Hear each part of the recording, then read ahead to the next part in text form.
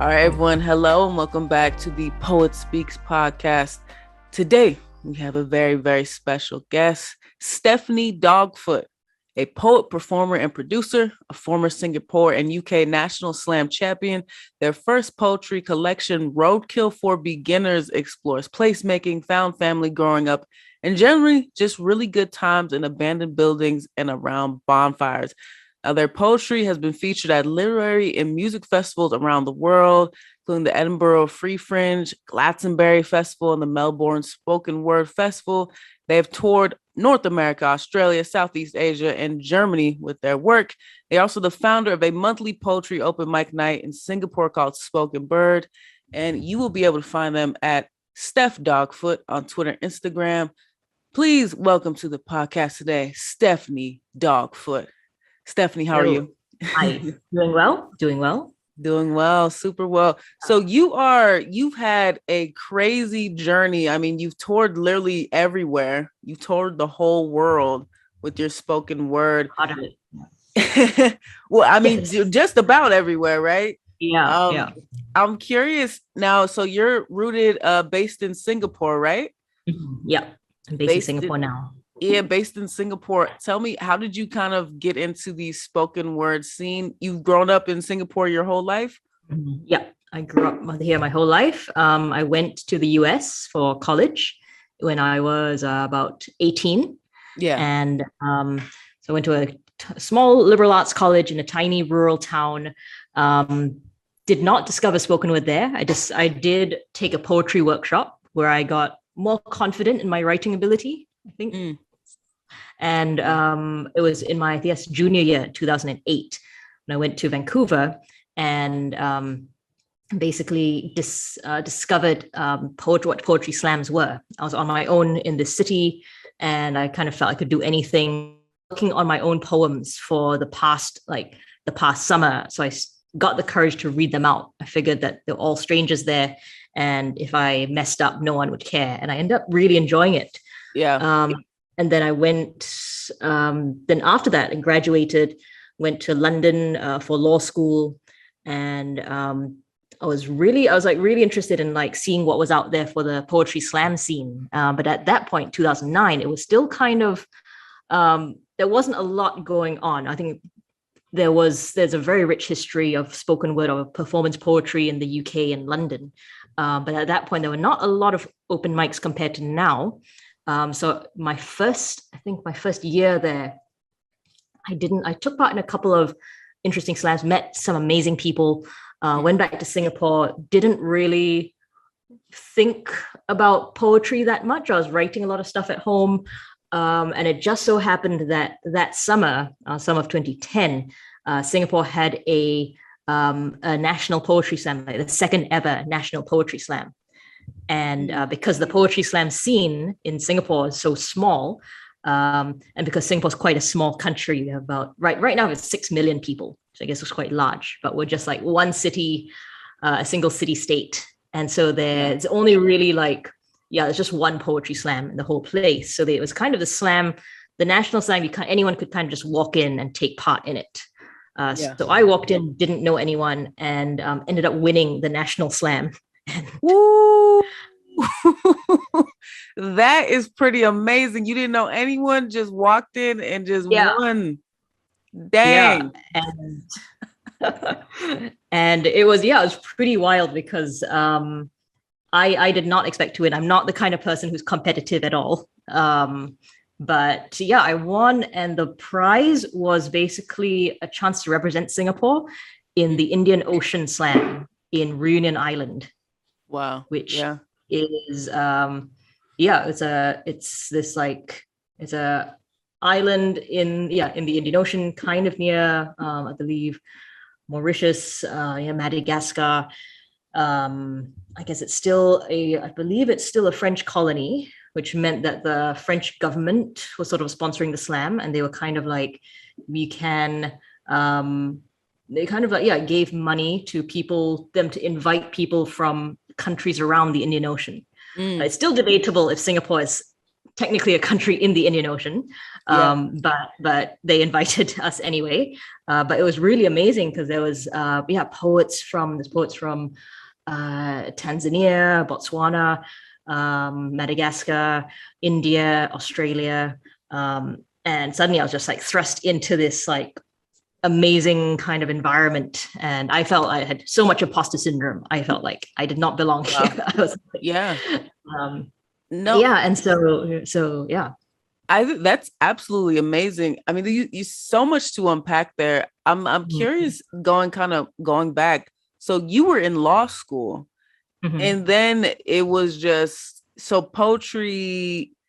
Would you say law school was just something that you were doing at the time? Like you were really intrigued and you really wanted to become a lawyer or practice law, and then spoken word kind of just found you? Or how did that kind of end up?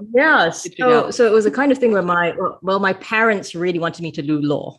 And I didn't really know what I wanted, but I actually found that like the more I studied law, the more interested I became in it. And so I actually realized I got really into like the academic side of it. And I really actually did enjoy law school and like studying, and like I had some amazing professors as well. And they really taught us, really learned a lot of cool stuff. Like we learned about like protest law, human rights, and that sort of thing. Some of our professors had like defended protesters back in the day. And so, we learned about like, corporate law classes. We learned about, like corporate governance and how to take down corporations in a sense. So I did enjoy law school, but I realized, I think the longer I got involved in the poetry scene, that was like kind of my real passion, was in like spoken word poetry. In a lot of ways though, because you talk about protest law, all those things, it kind of does align with spoken word poetry, because you kind of are like literally like professing some sort of protest, whatever in your heart, through that same kind of act of law. So I wonder if there's some correlation there too. I did. I definitely did find connections like between law and poetry, in the sense of it's a lot about being very careful with your words, choosing your words carefully.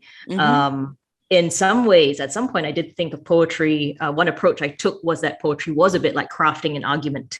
No, I think that's a good way to put it. Absolutely. Doing spoken word, especially, it is like crafting an argument, similar to how a lawyer would do in a courtroom. There's definitely a presentation part. But I want to go into you doing the national slam and representing Singapore. Talk a little bit about that. How was that? You say you experienced some imposter syndrome as you were present in that situation. Talk a little bit about that, what that was like. Explain to us too, like slam. What would you say is kind of like the key element of slam poetry, as opposed to just regular schmegular, on the stage spoken word poetry? So I really got into slam, I guess, because of the kind of community that it created. Like the first poetry slam I went to is like it really felt like you were the way I described it, you're at a party, but you have the chance to be the center and life of the party. And it was kind of like, to me, it was like attending a party of like really old friends, because they would have all these like inside jokes that they would yell.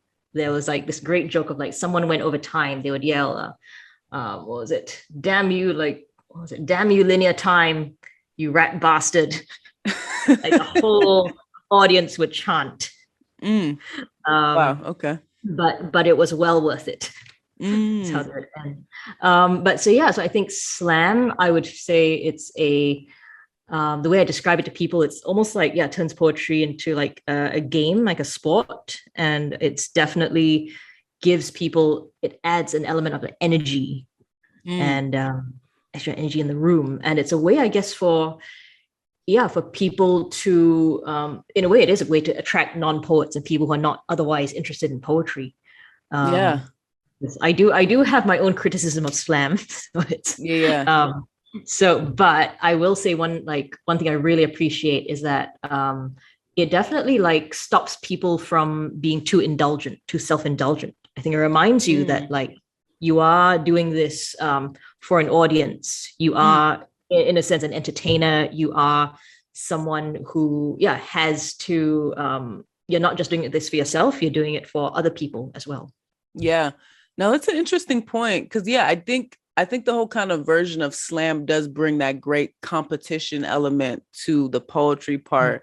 And yeah, no, it's a good way to put it. It's as opposed to just on stage doing your spoken word, slam really there's a less, like you said, less indulgent, less pleasurable aspect for the poet themselves, because you are doing it. You're trying to get those points, you're trying to compete, you're trying to slam your opponent quite literally. So no, that's a good way to put it for you. So you talked a little bit about imposter syndrome. I think a lot of people can relate to that no matter what the field they're in. What made you feel imposter syndrome? Kind of, I mean, because you won, you were the first place winner. What was there? Why was there some sort of hesitation for you?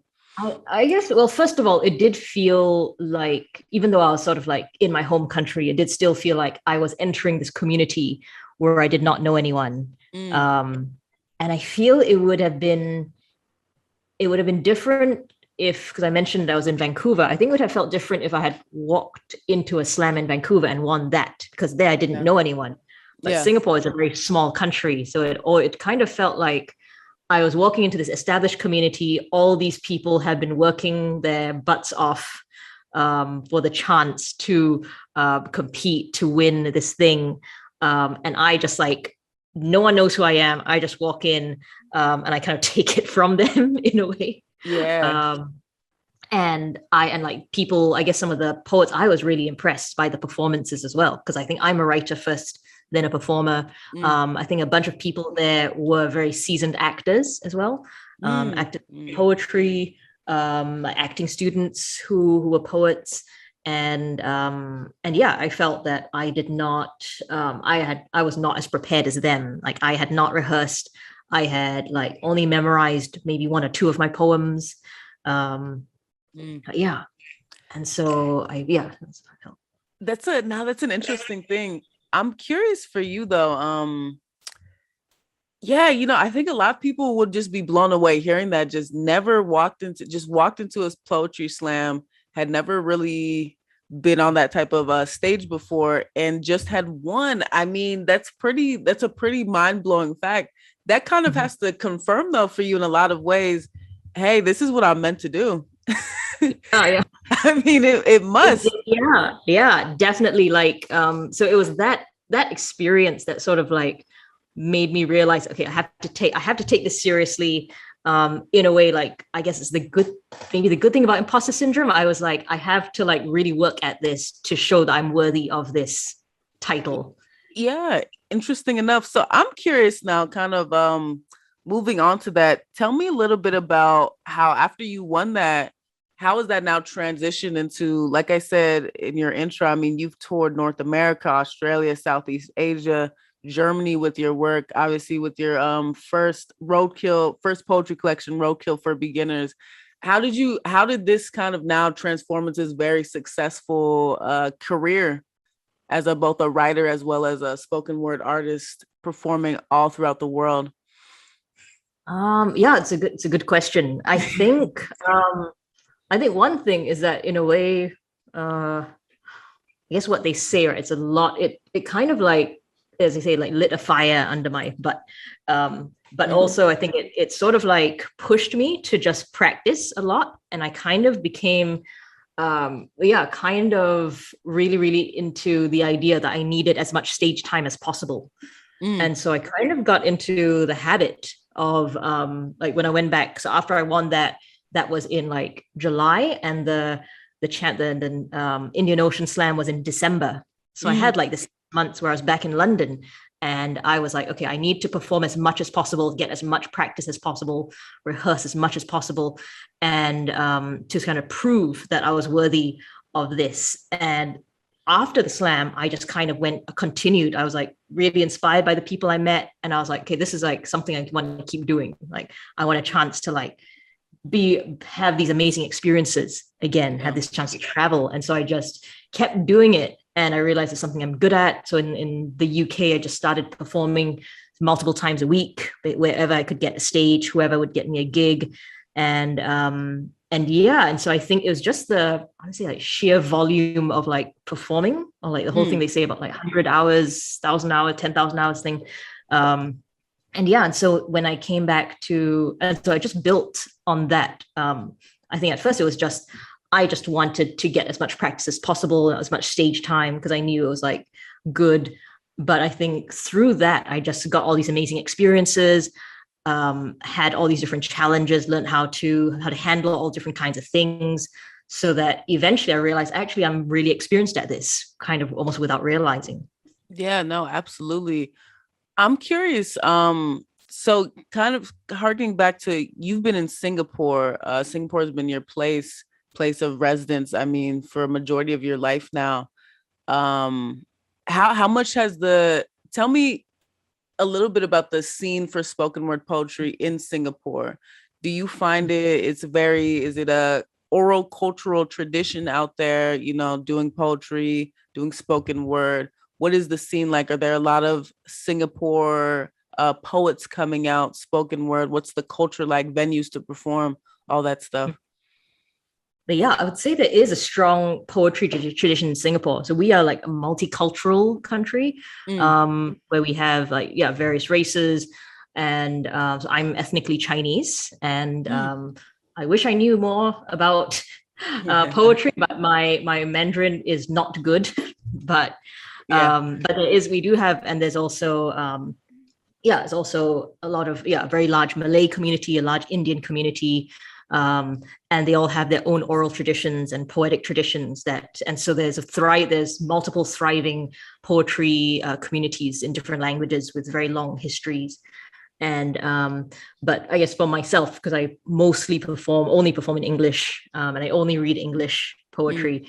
I can only really speak for the English poetry scene, although there are some really amazing bilingual poets, and there's been quite a few really amazing books which are sort of translations, and which are in multiple languages as well.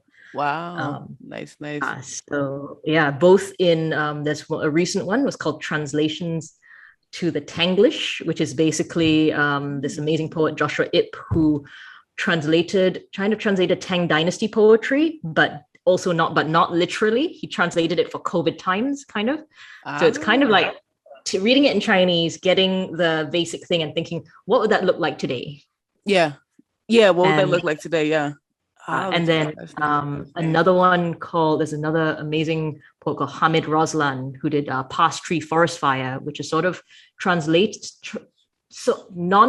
anti-translations in a way. So it's like half the book is in Singlish, which is sort of like Singapore Pidgin, sort of Creole, which is a mix of English and many other languages. That again, some people think is like horrible. Some people think it's like a national pride. And a lot of people, there's a huge trend in people trying to translate that. So he translated it in one side, he has all these poems in Singlish. On the other side, poems in like very proper British English. But they are not exact translations of each other. But they're presented like they are. So one of them is like says this, and the other one might say something like, you know what, screw this, I'm tired of translating this. That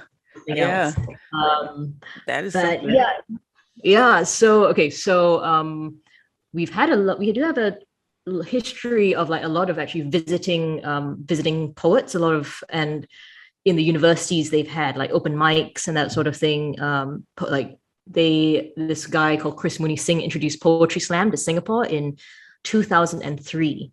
And it was such a new thing. He was finding it hard to actually find a venue. So one of the first venues for it was in a nightclub, actually in like interesting. And so since then it's like they've developed it into like there's been spoken word festivals, there's been monthly slams. In around like 2012 or so, there was sort of more an explosion of spoken word, with more people starting their own nights and starting their own events. So I came back at the end of 2013, which is quite an exciting time because that was when more and more people were, I think there was something like 4 or 5 poetry nights happening. And it was quite every month. And so that was quite exciting. Like, I guess it was like quite big for Singapore. And lots of I guess because of quite international city, so there was a lot of like traveling poets coming through, and so a lot of people just began like showing up to open mics. More and more young people started picking it up, and right now there's not a ton going on just because of COVID has like shut down a lot of live entertainment. But there are people, but I am still running like an online show. And there's definitely still a lot of people who are like really interested, or lots of people who are poets who got their first start in spoken word. Yeah. Tell us a little bit about that, your online show that you run, actually. Is it a poetry open mic night called Spoken Bird? Very good title, by the way. Please do tell us why it's called Spoken Bird, and tell us what you do with that platform.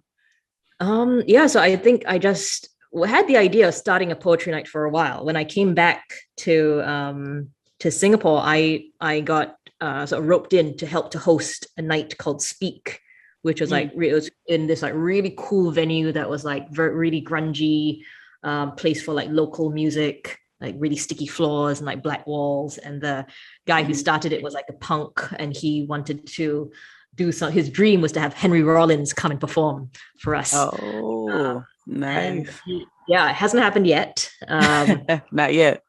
One of their most successful nights was Phil and Sarah Kay came to perform. Wow. And there was around the building to see them.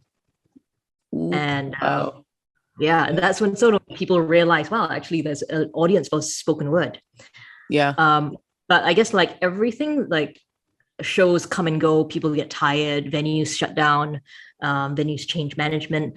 So I think it was sort of in the time that there was sort of a lull, and like a lot of shows and venues were sort of closing, on the verge of closing, that I thought like, okay, we need a dedicated space to do a poetry show. And I think I love to come up with silly names for things. So I just had the idea of like, it sounds a bit like spoken word, but it also sounds kind of hipsterish and kind of cool. And I described it to my friends. It's like, okay, the logo will be like a flamingo, but instead of feet, it has a wheel. So it's like a wheel with spokes, and it's a bird. Spoken Bird. No, I think that's, hey, you know what? I think that's a good name, but also I think just the meaning of the club itself is just a really, really important thing that a lot of people need right now, especially for so many spoken word artists. Like we mentioned, the corona really has taken a lot of people out of commission. So anything, virtual, like you said, people were wrapped around the building trying to see Phil and Sarah Kay. I mean, that's right there, just tells you the power of like spoken word. So speaking of names, because you said you like kind of the unusual, interesting names. Talk about your name, Stephanie Dogfoot. Where did the Dogfoot come from? Because you're not originally Dogfoot. Your surname is Dogfoot, right? So it's a very silly story. I think at some point I was like, I don't feel comfortable with my real name on Facebook. I want to like keep as much of myself off the internet as possible. So I was like, I made a list, and so the name Dogfoot comes from my favorite book as a kid, which is called Daggy Dogfoot by an author called Dick King Smith, who also is responsible for the book The Sheep Pig, which is the book that Babe is based on. Yes. So he's a kid's author who lived on a farm, was a farmer, and he had just basically wrote this whole series of books about piglets, about different piglets with different abilities. So Babe was the one that could herd sheep. Daggy Dogfoot was the one who was born with dog's paws. Okay. So there's no real meaning, but I liked the book as a kid, and so I just thought I'd take it. And it was originally just meant to be like a silly, like Nick the Silly, like pseudonym. But then I signed up, as you do, for a poetry night, an open mic night with, and I think people just got referred to eventually by their Facebook names. And so someone just called me like Steph Dogfoot on stage. And I was like, you know what? I'm studying law right now. I might end up having a professional job, and maybe I could use a stage name. Yeah. Word. And then the stage name, it's kind of been, I mean, it's taken you all over the world now. So it just stuck. Stephanie Dogfoot. Yeah. Yeah. That's amazing. No, it's interesting. I always talk about names are like very important to us. Like always like means different things to different people. There's a lot of power when people speak your name. Mm-hmm. So yeah, no, I think I think having it be a memento from your childhood is something very, very special. You know what I mean? In terms of your name. So I'm also curious. So you've just done so much work. Tell us a little bit about music festivals. So you've done music festivals as a spoken word artist. So you performed at a music festival under just the spoken word umbrella. Yeah. So essentially in the UK, it's interesting because like almost every music festival has a spoken word stage. So not performing on not the big stages, but although I'm pretty sure at this point there are probably some spoken word poets who would perform on the big stages, but I'm not sure. But they have, so yeah, almost every festival has like a spoken word stage, a spoken word tent in the UK. And so I first went to like, I started off really small festivals with like no stage at all. Like the first one I went to, they were just like, it was their first year, they were trying out poetry, and they literally just gave us a portable mic, and we were just like roving around as poets. And ultimately we'd often like start performing only to find there was like a drum circle starting behind us, or like there was a band starting. So it's kind of like, I don't know if you ever saw the movie Yesterday. No, I have not. No. But anyway, there's this scene where like this guy, he goes to this huge music festival in the UK. He's like, I've made it. It's amazing. Like I'm performing. It's a real festival as well for Latitude. And he ends up performing in this tiny tent with 3 drunk people who are falling. It's not quite that sad, but that's kind of what we're talking about slightly. Okay. There's like a massive festival, and there's a tent. To be fair, like Glastonbury has a massive poetry tent that does get filled up a lot. But you are kind of like a smaller attraction, and so but it's an amazing time because like you get to camp with other poets, you meet poets from all over the country. You're just hanging out at a festival, getting paid or at least getting a ticket to perform, and just get to be at a festival for free. For sure. No, I think that's a interesting integration because Glastonbury, I know, is a huge music festival out in the UK. So I think that's a very cool. I mean, I still think, the more people know, the better, right? You know what I mean? The more people can be open to that, especially at a music festival, possibly more eyes on the spoken word. So I'm curious for you. So looking just kind of at like what you've done so far with your career and so much more to go, what do you think spoken word can do for people? What can just the spoken word do for people as they listen to it? I think it's a way of, I guess for me, it comes down to like how poetry can be powerful for people. And I think that, again, the problem with like a lot of page poetry, as you say, is that a lot of it is very inaccessible. And a lot of it is like kind of dense and hard to understand. And that's kind of on purpose as well. I feel like, spoken word, it can reach, in a way, it's like the barrier for entry is lower. It can reach so many more people. And I think it's just a very emotional, sometimes a much more emotional experience, just listening to it and listening to like a human voice. And I think, again, like speaking of barriers to entry, like it's a lot less, I do think it's a bit less hard to write. I mean, not to make it sound easy at all, but I think it's less intimidating for people to get their start in spoken words sometimes. Why you say less intimidating? How so? I guess in the sense of like, in the sense of, I guess it does feel sometimes like, okay, there is intimidating part of like having to perform in front of people, Yeah. but I do think it does feel like almost more accessible in the sense of like you can just like perform your work. You Mm, don't need to spend years and years to perfect it and hope a publisher likes it to reach yeah. lots of people. Even like teaching kids, you just get kids to like write something out and then you get them to read it out to their class. And even just that act of reading is just like really, really powerful for them and like really like, yeah, kind of amazing to watch and just to see like how it impacts them. And for myself, I know like my first time performing a poem on stage was so different from like sharing one with my class or just having classmates read it. Yeah. No, I think that's a great point. Because it is true. I do think spoken word, as opposed to taking maybe years to get your work out to a publisher to finally have it like be this manuscript novel, the spoken word Mm, really is a tradition, oral tradition shared within community. You know what I mean? Like you get up and you yeah. perform for the people in your space, in your place, and you Mm-hmm. kind of come as you are. You know what I mean? So I Yeah. think that is, yeah, I think that is a beautiful thing about the tradition of what we do for sure. You come as you are and say the words as you are. So I have a question, my kind of last question for you before we sign off for the day. Do tell me, Stephanie, why do you need to get your words out? Wow. There's multiple reasons, I think. I think one first reason would be for myself, because I have fun writing it. I have fun performing it.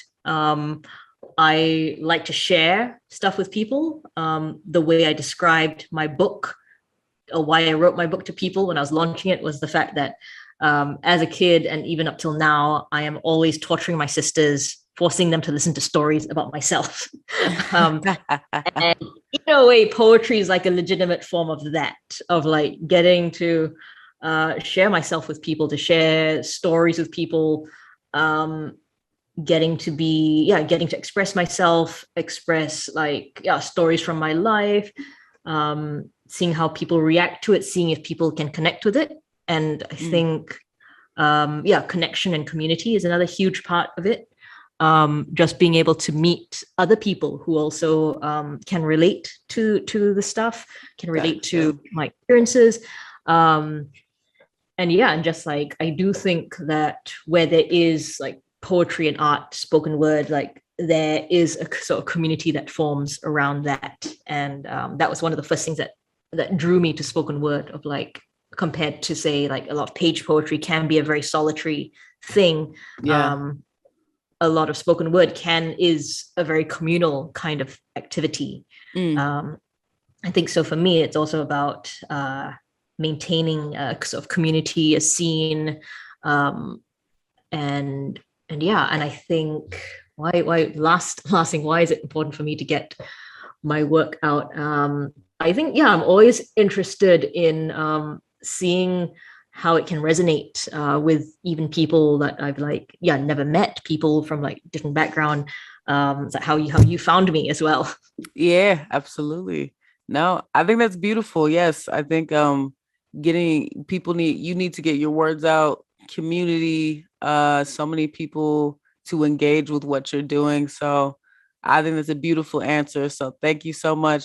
So Stephanie, before we leave, please tell us what is ahead for you for the rest of 2021 and the 2022 season in terms of your spoken word poetry work.